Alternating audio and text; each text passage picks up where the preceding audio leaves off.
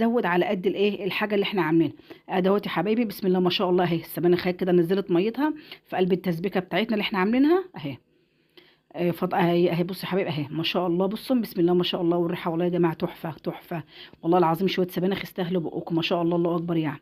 ادي يا حبايبي كده هي ايه السبانخ هنا ما شاء الله نزلت زي ما انا قلت لكم الايه ميتها.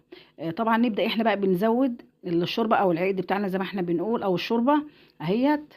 انا كان عندي شوربه كنت مسويه حته لحمه كده يا حبايبي. فطبعا الشوربه زي ما انتم شايفين ببدا انزل بقى على قد الايه كميه الخضار اللي انا عاملاها. ما شاء الله جميله جدا، والريحه والله يا جماعه تحفه. ان شاء الله بقى كده الفيديو بقى يعجبكم، وتضغطوا لي بالله عليكم لايك واشتراك في القناه، عشان انتوا عارفين اللايك بيرفع الفيديو يا حبايبي. واللي اول مره يشوفني ويتابعني يضغط لايك واشتراك في القناه وفعل زر الجرس على الكل عشان يوصل لكم مني كل جديد.